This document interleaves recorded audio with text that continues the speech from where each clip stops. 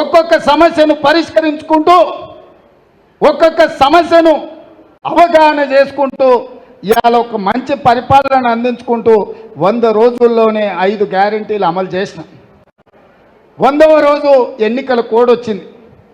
రైతు రుణమాఫీ చేయాలంటే కూడా వచ్చింది. బ్యాంకుల్లో నువ్వు చేసిన పాపానికి 26,000 కోట్ల రూపాయలు 4 నెలల్లో నేను అప్పు కట్టాల్సి వచ్చింది. మిత్తి అసలు కిస్తులు కట్టాల్సి వచ్చింది. నిన్న మొన్న మాట ఇచ్చిన 15 ఆగస్టు లోపల తప్పకుండా 2 లక్షల రూపాయల రైతు రుణమాఫీ చేసే బాధ్యత నాది.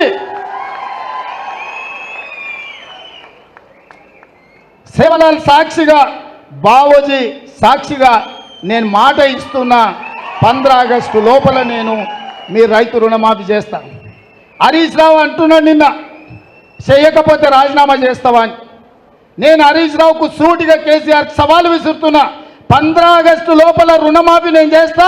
నేను రుణమాఫీ చేస్తే నీ పార్టీని నువ్వు రద్దు చేసుకుంటావా? సవాళ్ళు స్వీకరించు. 15 ఆగస్టు లోపల 2 లక్షల రుణమాఫీ చేసి చూపిస్తా.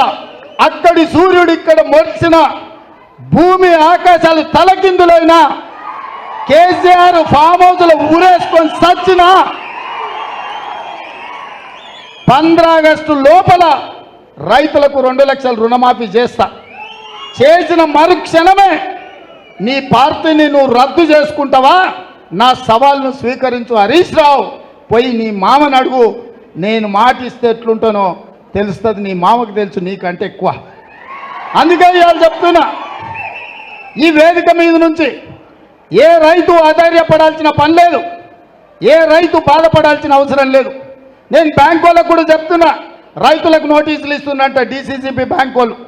ఎవరు మీరు అట్లాంటి అతిగా వ్యవహరించొద్దు. మిత్తితో సహా, అనాపైసతో సహా మీ పైసల్ని 15 ఆగస్టు లోపల తెలంగాణ ప్రభుత్వం చెల్లిస్తుంది. మీరు రైతులను ఎవరినైనా ఇబ్బంది పెట్టే కార్యక్రమం చేస్తే ఈ ప్రభుత్వం చూస్తూ ఊరుకోదని చెప్పి బ్యాంక్ అధికారులకు, కోఆపరేటివ్ బ్యాంకు అధికారులకు కూడా నేను స్పష్టంగా విన్నవిస్తున్నా.